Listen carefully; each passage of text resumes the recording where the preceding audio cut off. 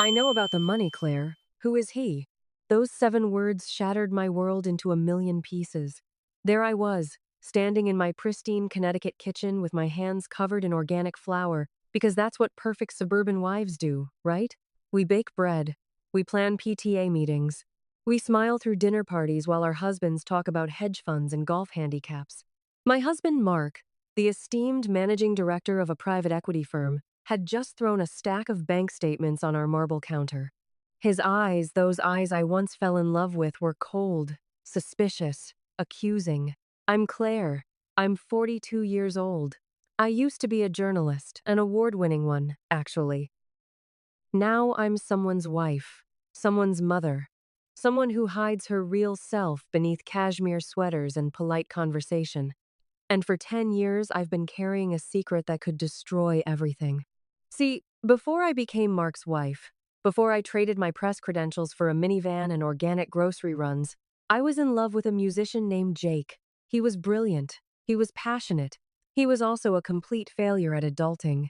When I co-signed his $200,000 student loan, I thought I was supporting art, supporting love, supporting us. He left me 3 months later, without paying a single dime. Now the bank is threatening to freeze our joint assets.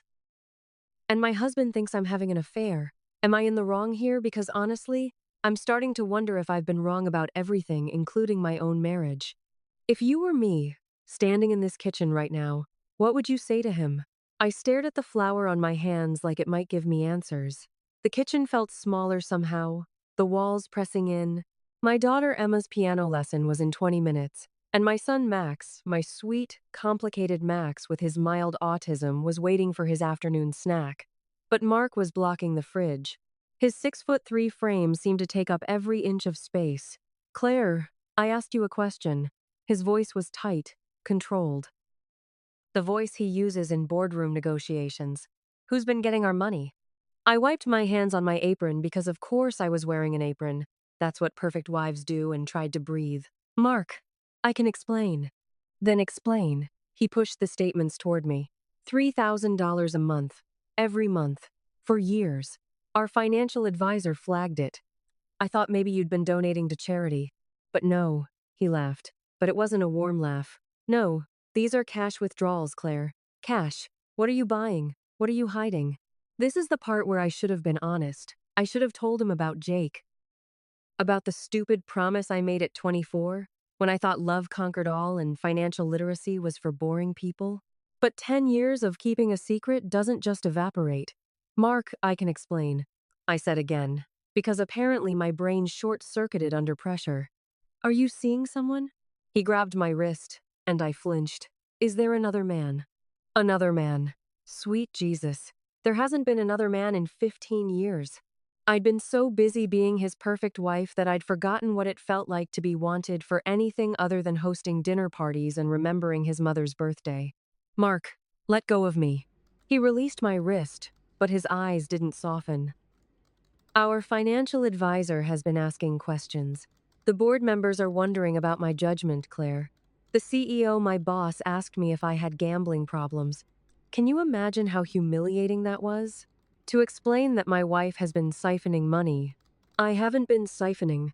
Then what? Tell me the truth. What is so important that you'd risk our family's security? I closed my eyes. In that moment, I wasn't Claire, 42-year-old suburban housewife. I was Claire, 26, heartbroken, desperate to make a point. I was Claire, watching Jake walk out the door. Jake, I whispered. I was paying Jake's student loans. The silence was deafening. Mark's face went through stages, confusion, processing, and then, I don't know what, something cold, something ugly. Who the hell is Jake? My ex-boyfriend. Before you. The musician. My voice cracked. I co-signed his loans before we got engaged. He left me, Mark. He vanished. The bank came after me. I've been paying the minimum every month, trying to keep it out of our accounts, but you've been paying for another man's debt for 10 years? His voice rose. 10 years of my career, my earnings, my earnings too, I snapped. Before I gave it all up to be to be what? My wife? The mother of my children? What exactly did you think marriage meant, Claire? Did you think it meant hiding our money? He threw his hands up. Do you understand what this looks like? The private investigator I hired already thinks you're having an affair. And now I have to explain that you're secretly paying for your ex-boyfriend's loans? This stopped me cold. You hired a detective? You're my wife, Claire. You're the mother of my children. What would you expect me to do when I find out money is disappearing? I gripped the counter. Why didn't you just ask me? Because you're clearly someone who can't be trusted. Those words "you can't be trusted" landed like physical blows. I was suddenly 23 again, watching my father shake his head at me. Claire, you're too impulsive. You're too emotional. You make terrible decisions. I told you about Jake, I said quietly. When we first started dating, I told you he existed. And you conveniently forgot to mention the financial baggage he left behind? Mark's laugh was bitter. You looked me in the eyes and said, I'm financially independent. You told me. I was trying to be the person you wanted me to be.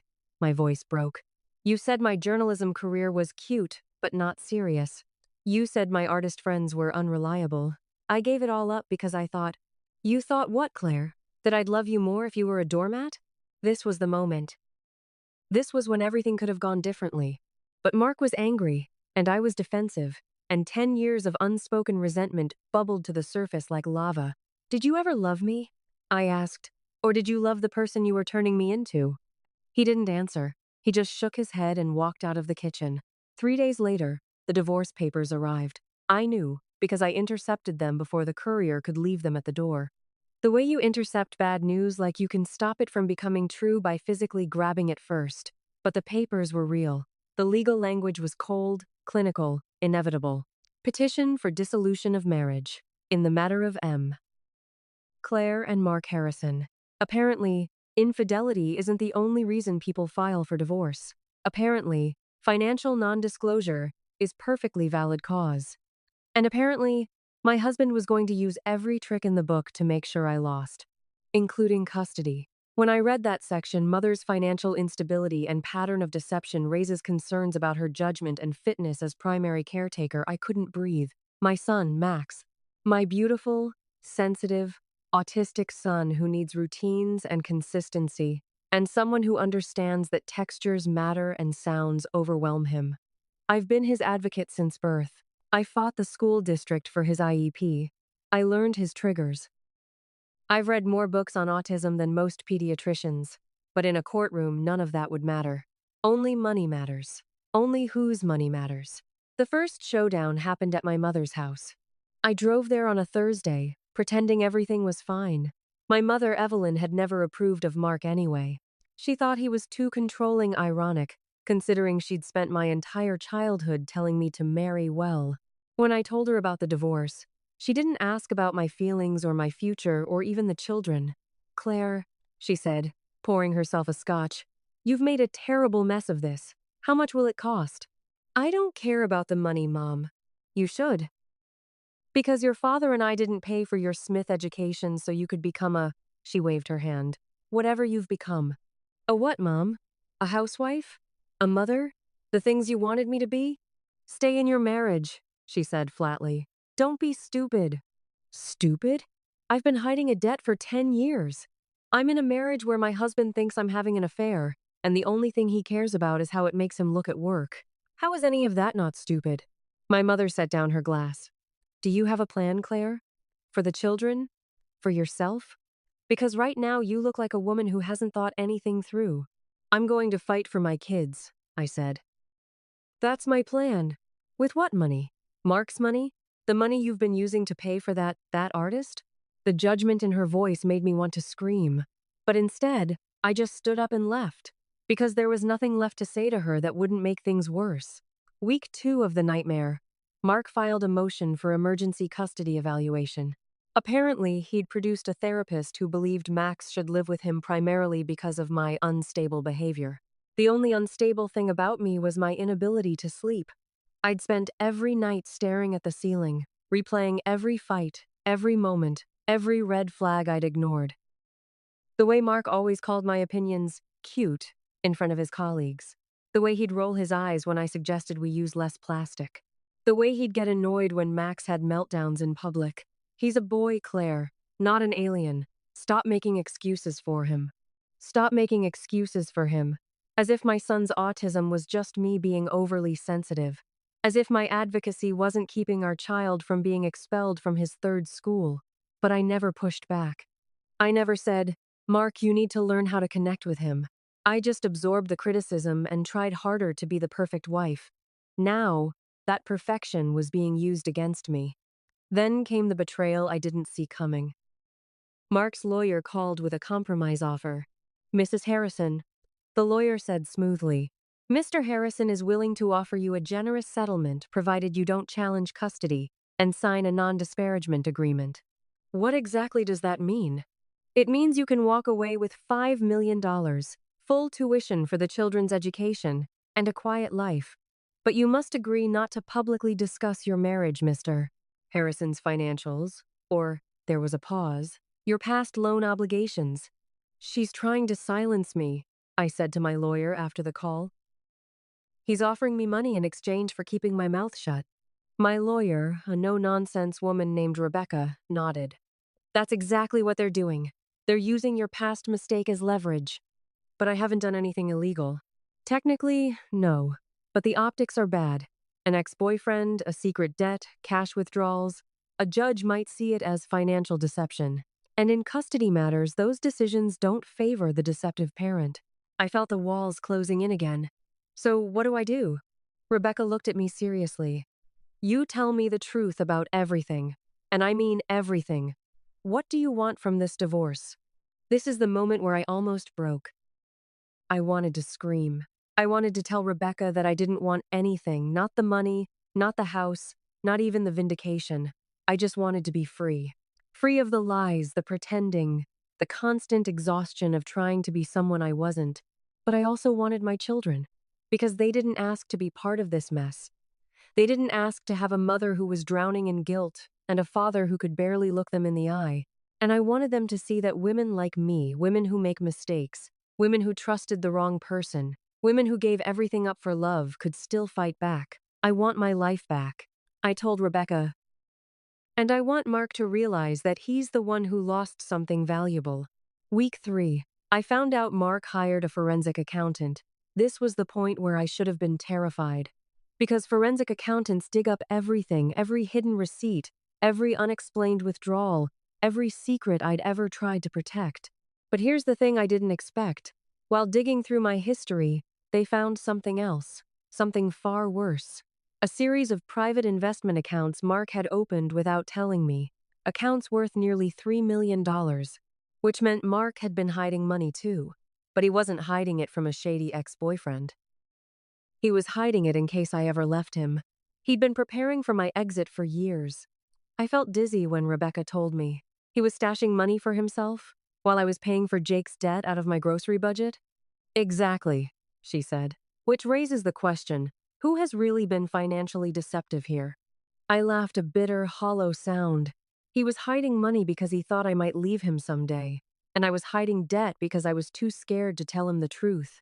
We've been toxic for a lot longer than 10 years, haven't we? Mrs. Harrison, this changes things. The court is going to see that Mark was also hiding assets. Your financial deception doesn't look so one-sided anymore. But he's the one with the power, I said. He's the one with the lawyers and the money and the ability to make me look like a terrible mother. Actually, I think you've got more power than you realize, and I think we need to use it. Week 4. The final showdown. Mark called me to his office.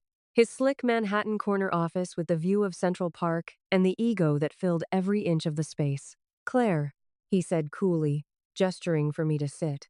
I'm offering you one last chance to accept my settlement. If you sign today, I'll drop the custody battle. You can have access to the children's supervised visitation and a comfortable life. I don't want your money. Then what do you want? Joint custody, I said firmly. Equal time with the children. Full transparency about the hidden accounts. And I want you to admit, in writing, that you were wrong about me. Mark laughed. Wrong about you? You lied to me for 10 years, Claire. And you've been hiding money for at least 6 of those years. You were planning for my departure, which means you never truly trusted me either. Who's really at fault here? You're turning this around on me? I'm telling you the truth. Are you ready to hear it? He stared at me. For a moment, I thought he might actually consider it, but then his face hardened. You'll never win this in court. I've got the money, the lawyers, and the reputation. And I've got the truth, I cut in. And I've got a forensic accountant who is very interested in your hidden investments. Let's see how well the firm's board likes those offshore accounts. Mark's face went pale. Claire, Take the deal, Mark. Or I'll start talking to reporters. I know plenty of them. I was one of them, remember? I know exactly how to make a story compelling. A wealthy private equity executive who's been hiding millions from his family while accusing his wife of the same thing? People magazine would love that. He stood up. You wouldn't do that. Try me. I didn't take the settlement. I took the truth, and I used it to leverage exactly what I wanted: joint custody, financial transparency, and my name back. That final day in court was the first time in years I felt like myself again. Not Claire the perfect wife, not Claire the doormat, but Claire, the woman who survived journalism school and heartbreak and a decade of losing herself in someone else's expectations. Mark signed the agreement.